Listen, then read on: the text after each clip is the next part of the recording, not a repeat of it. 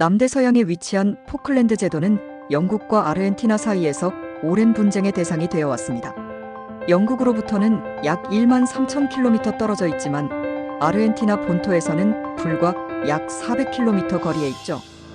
이러한 지리적 인접성 때문에 아르헨티나인들에게 포클랜드는 그들의 역사적, 문화적 영토로 여겨졌고 말비나스 제도라 불리며 강한 영유권 주장이 이어졌습니다.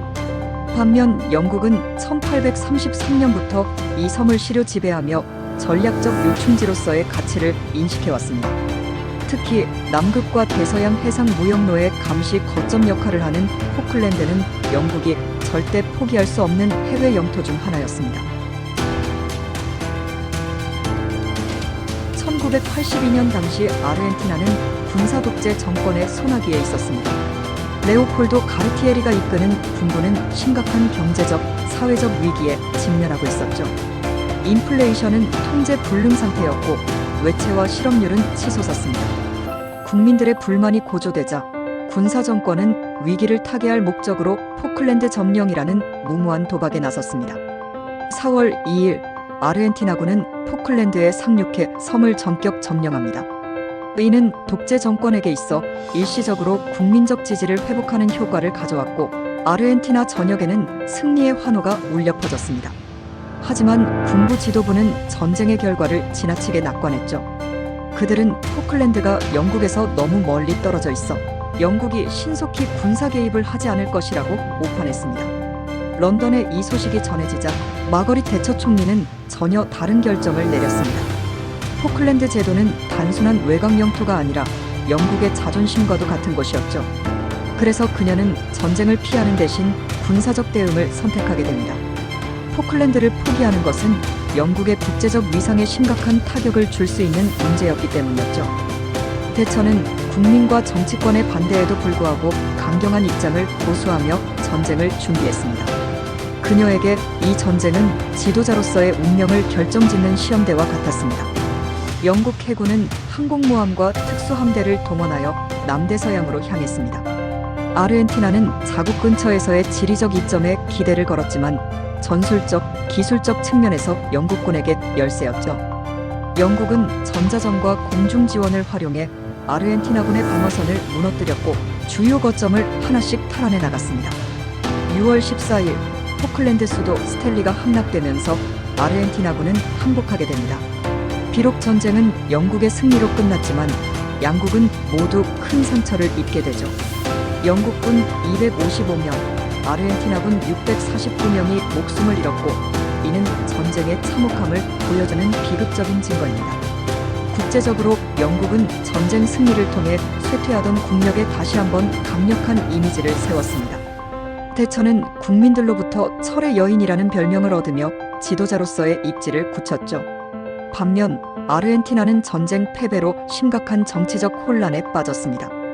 국민들은 전쟁을 시작한 군사 정권을 더 이상 용납할 수 없었기에 대규모 시위와 항의가 이어졌습니다. 결국 가르티에리 정권은 몰락했고 아르헨티나는 1983년 민주화로 전환했습니다. 그러나 군부 독재가 남긴 상처는 쉽게 치유되지 않았죠. 경제는 더욱 피폐해졌고 외채 문제와 빈부격차는 심각한 상태로 오랫동안 지속되었습니다. 그로부터 불과 4년 뒤인 1986년 아르헨티나와 영국은 또다시 전혀 다른 무대에서 만났습니다. 바로 멕시코 월드컵 8강전이었죠. 전쟁의 상처가 채 아물기도 전에 펼쳐진 이 경기는 양국 모두에게 단순한 축구 경기를 넘어선 역사적 대결이었습니다. 아르헨티나 국민들은 전쟁의 패배로 상처받은 자존심을 회복할 기회를 이 경기에서 찾고 있었죠. 그날 경기에서 디에고 아르만도 마라도나는 축구사의 길이 남을 2개의 전설적인 골을 기록했습니다. 첫 번째 골은 명백한 반칙인 핸드볼로 득점한 소위 신의 손골이었죠. 이 골은 아르헨티나인들에게 전쟁에서의 복수를 상징하는 사건으로 받아들여졌습니다. 이어진 두 번째 골은 마라도나가 영국 수비수 5명을 제치고 넣은 세기의 골이었죠. 아르헨티나는 이 경기에서 승리했고 결국 월드컵 우승을 차지했습니다. 비록 축구 경기가 전쟁의 상처를 완전히 치유할 순 없었지만 이 승리는 전쟁의 패배로 깊은 상처를 입은 아르헨티나 국민들의 마음을 달래주는 작은 위로가 되었죠. 마라도나의 득점은 단순한 골 그 이상의 의미를 가졌고 국민들에게 잃어버렸던 자부심을 되찾아주는 계기가 되었습니다. 하지만 스포츠에서의 승리로도 치유할 수 없는 깊은 상처들이 있었습니다. 전쟁이 남긴 희생자들의 가족들은 여전히 아픔 속에 살아가야 했고 무너진 경제는 쉽게 회복되지 않았습니다. 이 사실은 우리에게 중요한 질문을 던집니다. 어떻게 하면 이런 비극적 역사가 반복되지 않을 수 있을까요? 한 나라의 지도자의 판단 오류는 단순한 실수로 끝나지 않습니다. 카르티에리의 무모한 전쟁 결정이 보여주듯 독재자의 잘못된 선택은 수많은 젊은이들의 목숨을 앗아갔고 국가 경제를 나락으로 떨어뜨렸으며 아르헨티나 국민들에게 세대를 넘어서는 깊은 상처를 남겼습니다. 이는 국가 지도자를 선출하는 투표권이 얼마나 중요한지를 절실히 보여주는 역사적 교훈입니다. 민주주의 사회에서 투표는 단순한 권리를 넘어 우리와 우리 자녀들의 미래를 결정짓는 책임입니다. 포클랜드 전쟁이 보여준 것처럼 정치는 우리의 일상과 동떨어진 먼 이야기가 아닙니다. 그것은 우리의 안전, 번영, 그리고 존엄성과 직결됩니다. 독재 정권 하에서 아르헨티나 국민들이 겪었던 고통은 민주주의를 지키고 발전시키는 것이 얼마나 중요한지를 생생히 보여주고 있습니다. 오늘날 우리가 누리는 자유와 번영은 결코 당연한 것이 아닙니다. 그것은 현명한 정치적 선택과 책임감 있는 시민의식이 만들어낸 결과물입니다.